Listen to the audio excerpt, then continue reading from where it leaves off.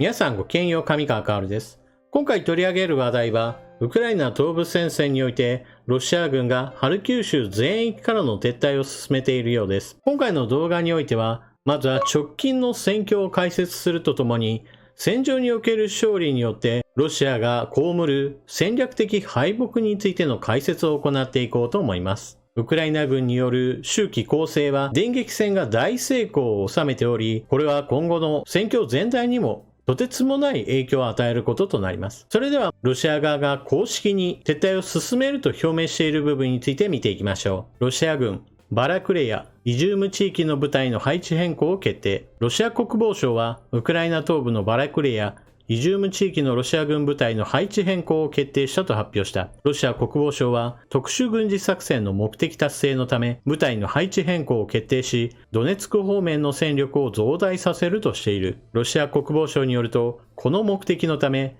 直近3日間でこれら部隊を転進させ、ドネツク人民共和国に投入する作戦が実行された。この作戦実施の際、ロシア軍の損失を避けるために、航空機、ロケット、大砲戦力を使い、ウクライナ軍に対して激烈な攻撃を行い、3日間で2000人を超えるウクライナ軍兵士、外国人戦闘員、100台以上の軍事車両や砲台を撃破したとしている。これがロシア側の発表した公式なバラクレヤとイジュームからの撤退宣言です。ロシア国内においては負けたとはっきり言うことは当然のようにできませんから、あくまでも配置を変えるんだと発表しているわけです。次に全体の戦況についても見ていきましょう。こちらは戦争研究所の現在の戦況を読み取るための地図です。赤く彩られているところがロシア軍の占領地域、そして水色の部分がウクライナ軍が奪還した地域です。丸1の南部戦線においてもじわじわとウクライナ軍が進んでいるわけですが、やはり何といっても大きな変化が起こっているのは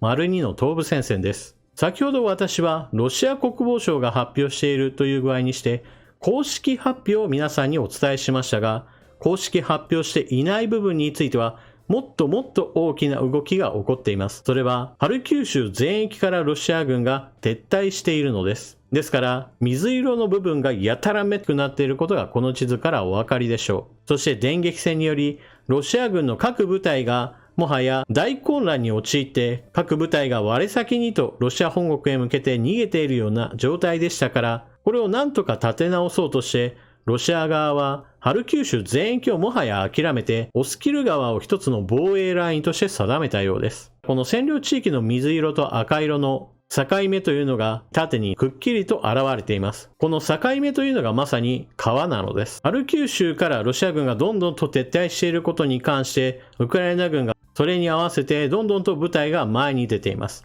それに伴って国境の街で改めてウクライナの国境を経由したよという動画や、完全に国境まで到達してもはやロシア軍の姿がないことを報告している、そういった動画なども挙げられています。そしてこちらがロシア軍にとってはドネツク州を攻略するための拠点としていたイジュームについておける戦況地図です。戦争研究所はまだイジュームについては赤色の安定をつけたままにしています。最初にご紹介したニュースにおいては、もはやイジュームからロシア軍は撤退することが発表されているわけですが、ロシア軍の方の撤退というものが十分に各部隊に行き渡っておらず、各地から逃げてきたロシア軍部隊がイジュームへと到達することがあり、これに伴ってウクライナ軍との戦闘が時たま起こるからだそうです。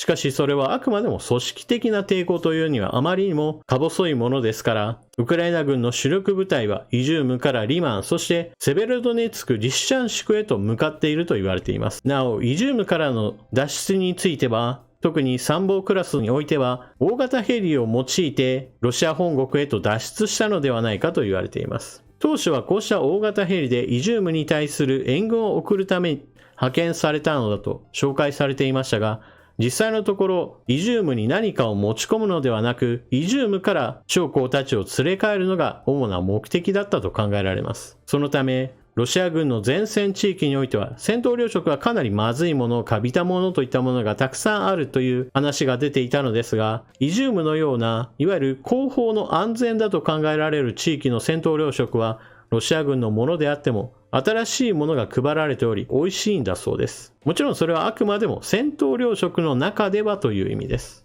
改めてイジュームではウクライナ軍の兵士がすでに展開しており、戦闘はあくまでも散発的なものに過ぎません。ロシア軍が残していった兵器というのも各所に点在しており、今はウクライナ軍がこれらの兵器を集めているところです。すぐにでも使えそうなものについては道路へと引き出し、現場でできる整備点検などが始まっているそうです。その中には真新しい自走砲なども含まれており、今後活用が期待されています。ウクライナ軍の電撃作戦はかなり成功しているわけですが、実際にやってみないとどうなるかについてはわかるものではありませんでした。この映像は電撃作戦が始まるその前において、ウクライナ軍兵士たちが皆で集まり国歌を歌っているところです。電撃作戦の成功というかなり大きな出来事ですから、おそらくこの映像は後々までこの戦いを象徴するような場面として使われるはずです。そして敗北に次ぐ敗北で立て直しに苦労しているロシア軍は、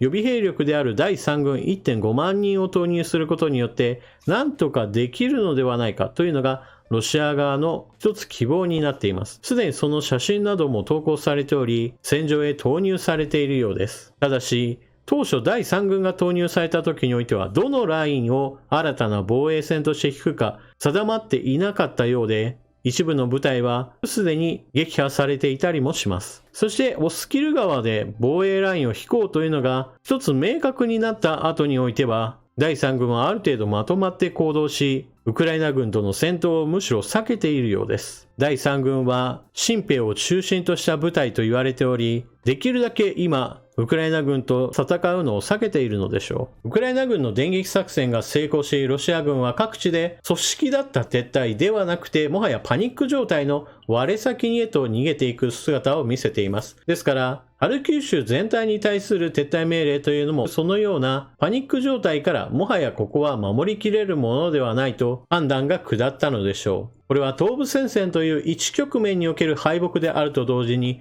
プーチン大統領にとっても戦略的な敗北を意味します。そもそもイジュームが重要拠点だったのは、プーチン大統領がドンバス地方は親ロシア派の人たちが虐殺されている地域であり、これを何としてでもロシアの保護下に置かなければならないと、これを戦争の理由として挙げていました。しかし、ドンバス地方のドネツク州、ルハンスク州は本格的な侵攻が始まるその前からずっとロシア軍の支援を受けた傀儡政権とウクライナ軍との間で睨み合いが起こっていた場所ですから、非常に陣地が数多く構築され、そう簡単には攻略できる場所ではありませんでした。そのため本格的な侵攻を始めた際には、もともとウクライナ領だったところをどんどんと攻め取って、ここを拠点にして守りの整っていない北側からドネツク州を攻め取ってしまおうというのが戦略的な目標だったわけです。ところが今回、ウクライナ軍の電撃戦により、ハルキウ州全体、そしてドネツク州に対する攻撃の拠点のイジュームももはや公式に撤退を発表した状態ですから、ドンバス地方全体を抑えることもまた不可能になったと言えるでしょう。ですから、プーチン大統領の戦略的敗北は、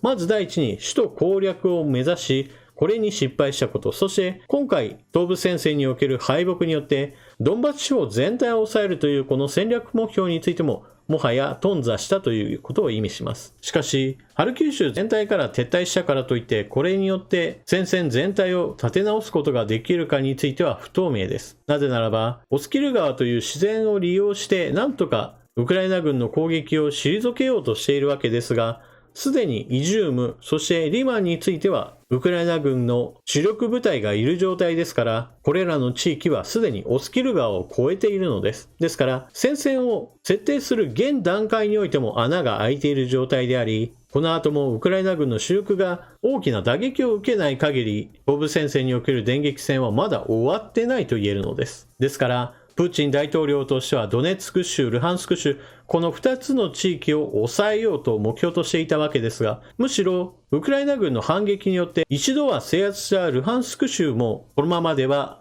奪還されかねない情勢なのです。そして戦略的な敗北という意味においては、東部戦線の話だけでこれが終わるわけではありません。特にウクライナ側にとっては戦略的な勝利と言える要素というものが3つにも当たっています。まず第一に国内政治上においても、ウクライナ軍が大勝利を収めているということは当然のように国民を鼓舞するものであり、ロシア軍を打ち破れるのだというのを一つ証明しています。ですから少なくとも現在のウクライナにおいて何かロシアに屈服するような形での停戦協定などありえないこととなります。次に外交的な意味においても非常に大きな戦略的な勝利と言えるでしょう。なぜならばウクライナは世界各国から軍事支援を受けて軍事力を何とか維持強化してきました。ですからそれら支援してきた国に対して支援が全く無駄ではなく、むしろこのようなはっきりと目にわかる勝利という形で成果を示せたのです。これもまた大きな意味を持ちます。なぜならば、もしも戦いがずっと膠着する状態が1年2年続くようなことになれば、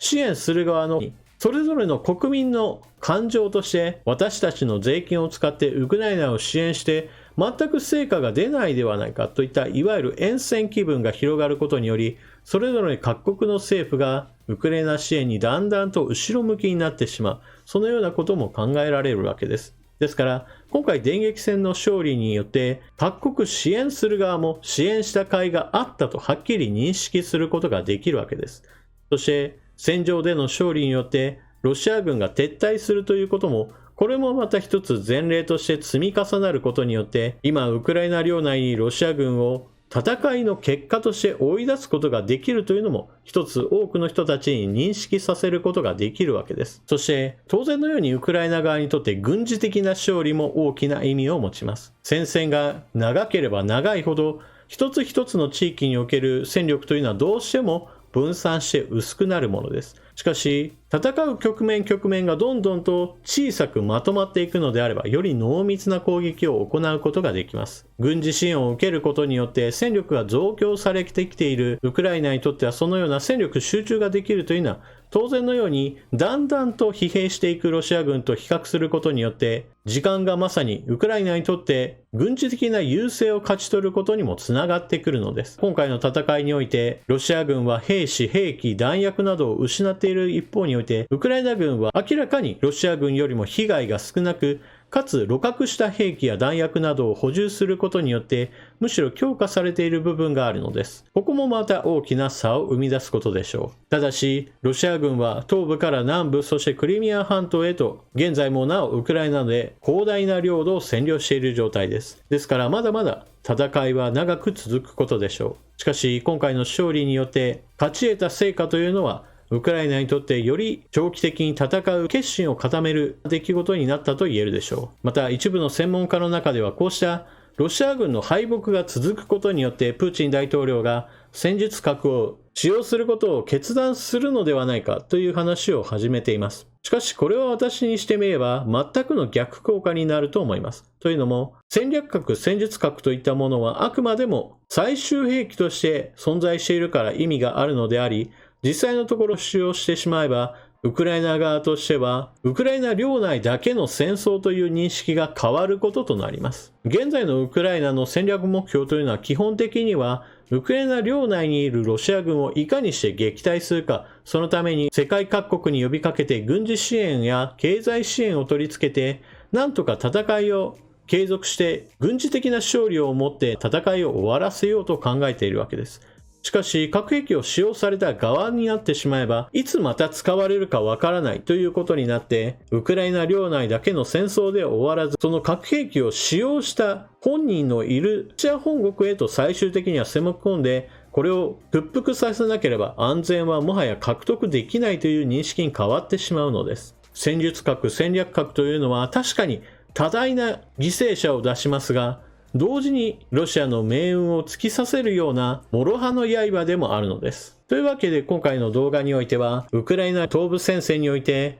電撃作戦がついにロシア軍のハルキウ州からの全面撤退を引き出しました。これに伴ってドンバス地方全体の戦いにおいてももはやプーチン大統領の目指していたこの地域の制圧といったものが不可能になったと言える状態になりました。そしてこのことがさらに別の段階、政治や外交、軍事上の勝利といったものをウクライナにより多くの果実を与えることとなりました。ここ1週間のウクライナ軍の反撃というのはそのような非常に大きな影響をもたらす出来事だったと言えるでしょう。では今日の動画はここまで。最後までご視聴いただきありがとうございました。チャンネル登録していない方はぜひともチャンネル登録していってください。そして動画を見終わったら評価ボタンのクリックとコメントの書き込み、そして投げ銭機能のあるところではぜひともご利用ください。それでは次の動画でまたお目にかかりましょう。またね。